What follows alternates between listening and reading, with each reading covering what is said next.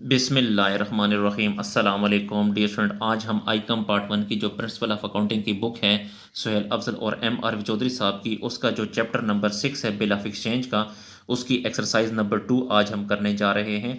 Dear student, exercise number 2 करने से पहले बेहतर यह है कि इससे जो मेरा पहला लेक्चर है introduction to bill of exchange, अगर वो आप सुन लें ताकि आपको बिल ऑफ एक्सचेंज के बारे में पता चल जाए कि बिल ऑफ एक्सचेंज होता क्या है और इसकी जो जनरल एंट्रियां हैं वो कैसे की जाती हैं। तो क्वेश्चन मैं पहले आपको एक्सप्लेन कर देता हूँ, फिर इसको मैं सॉल्व करूँगा। तो नंबर 2 में कहता है A draws a bill for ₹2000 on B. A ने बिल बनाया है 2000 रुपये का बी पे, यानी ए ने बी पे बिल बनाया है। हु एक्सेप्ट्स, बी ने एक्सेप्ट कर लिया एंड रिटर्न इट टू ए, और ए को वापस कर दिया ऑन द सेम डेट, उसी दिन। यानी इसका मतलब ये है कि ए ने बी पे बिल बनाया है तो बी ने बिल को एक्सेप्ट कर लिया है। A discounted the bill with his banker 1950। A ने बिल को बैंक में डिस्काउंट करा लिया 1950 में। The bill is finally honoured by B. Bill की जो अदायगी है वो बी ने कर दी है। तो डियर स्टूडेंट, क्वेश्चन को सॉल्व करने से पहले आपको बता दूं कि इस क्वेश्चन को अपने सामने रख लें ताकि जब मैं क्वेश्चन सॉल्व करूंगा तो आपने एक एक ट्रांजैक्शन की तरफ भी देखना है, इसको सुनना भी है और सोल्यूशन की तरफ भी देखना है, तो फिर आपको अच्छे तरीके से समझ आएगी। तो सोल्यूशन की तरफ चलते हैं जी। यहाँ पे इसकी जो रिक्वायरमेंट है, show the entries in the books of A, B and bank. हमने ए की बुक भी बनानी है, बी की बुक भी बनानी है और बैंक की बुक भी बनानी है। यानी ए का जर्नल, बी का जर्नल और बैंक का जर्नल, तीनों जर्नल बनाने हैं। तो सोल्यूशन की तरफ चलते हैं जी। तो ये एक्सरसाइज नंबर 2, ए जर्नल यहाँ पे लिख सकते हैं या ए बुक लिख सकते हैं, यहाँ पे बी जर्नल या बी बुक, और ये बैंक का जर्नल या बैंक बुक भी लिख सकते हैं। तो ये 3 जर्नल हैं यानी 3 बुक्स हैं। तो सॉल्यूशन की तरफ चलते हैं जी। तो सवाल को मैं दोबारा पढ़ता हूँ कि A draw a bill for ₹2000 on B. इस ए ने बिल बनाया है बी पे 2000 रुपये का। तो ए ने बिल बनाया है बी पे 2000 रुपये का। तो ये ए ने बिल बनाया है, ये बंदा बिल बनाने की एंट्री करेगा। तो बिल बनाने की एंट्री क्या होती है, मैंने आपको पिछले क्वेश्चन बताया था, बिल रिसीवेबल टू बी। जिस पे बिल बनाया जाता है उसका नाम यहां लिखा जाता है। ए ने बिल बनाया किस पे, बी पे, यानी इस पे कितने का, 2000 का। तो 2000 डेबिट और 2000 क्रेडिट।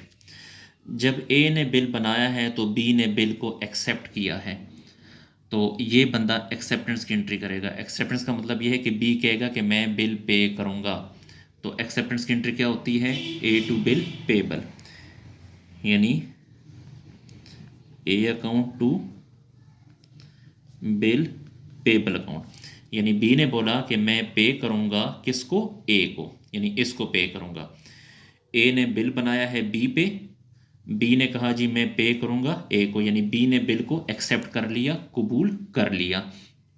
2000 का बिल और यहाँ पर भी 2000 जी। उसके बाद अब इसने बिल बनाया था तो बिल बनाने की एंट्री, सॉरी नरेशन अब यहाँ पे लिखें। तो यहाँ पे आप ये भी लिख सकते हैं कि बिल ड्रॉ ऑन बी, या फिर इसने एक्सेप्टेंस रिसीव्ड की है और इसने एक्सेप्टेंस दी है। तो इसने एक्सेप्टेंस दी है, इसकी नरेशन लिखें, एक्सेप्टेंस गिवन, एक्सेप्टेंस गिवन कि बी ने एक्सेप्टेंस दे दी, कबूलियत दे दी। ए ने कबूलियत रिसीव की, तो इसकी नरेशन लिखें, एक्सेप्टेंस रिसीव्ड,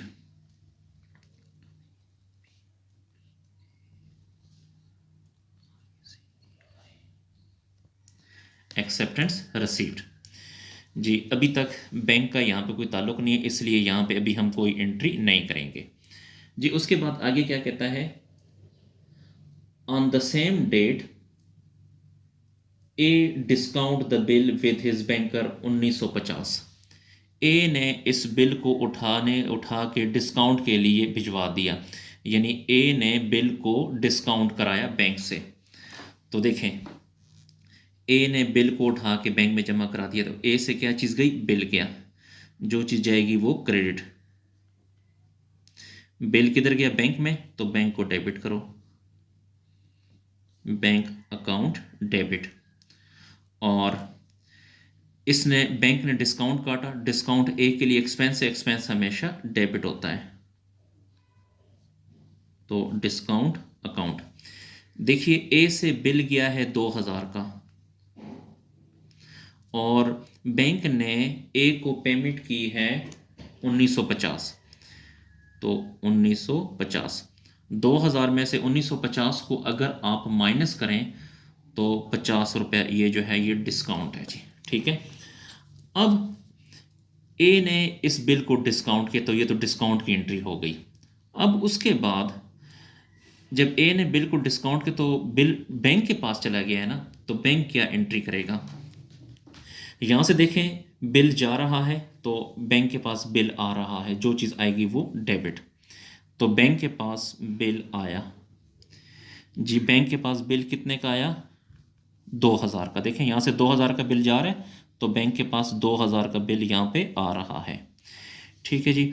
उसके बाद इसने बैंक ने ए को पेमेंट की है, कितनी पेमेंट की है? 1950।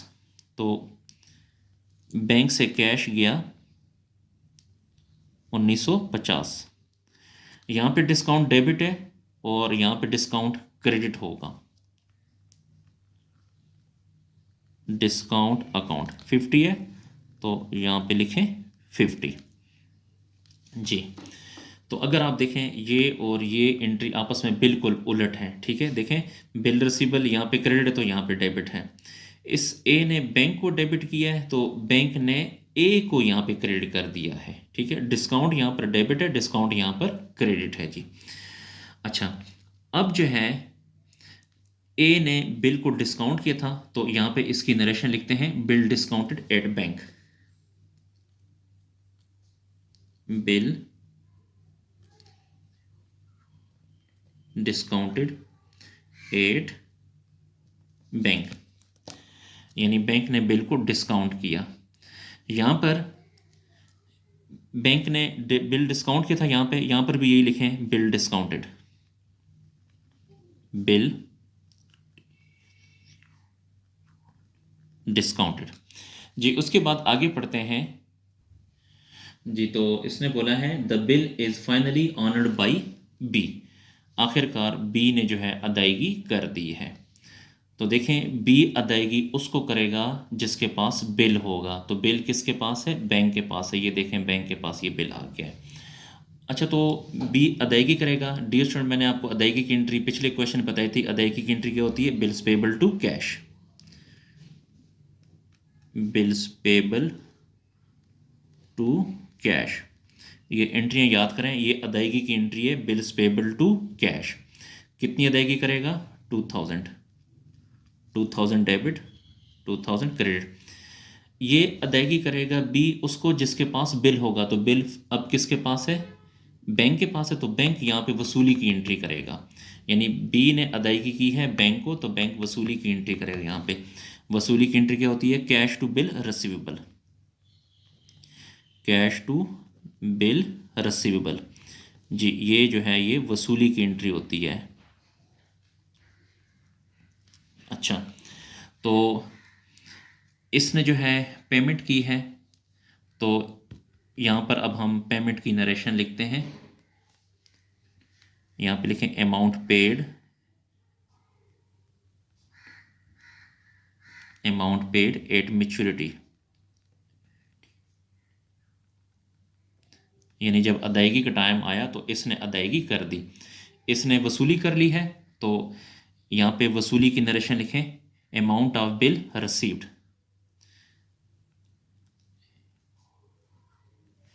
अमाउंट ऑफ बिल रिसीव्ड जी। डियर स्टूडेंट, हमारा जो क्वेश्चन है वो कंप्लीट हुआ। डियर स्टूडेंट, अगर आपको मेरी वीडियो पसंद आ रही है तो मेरे चैनल को लाजमी सब्सक्राइब करें और लाइक करें, और इन वीडियोस के अपने दोस्तों के साथ और स्पेशली जो आपके क्लास फेलो हैं, जो कॉमर्स के जो स्टूडेंट हैं, उनके साथ शेयर करें ताकि वो भी इससे फ़ायदा हासिल कर सकें।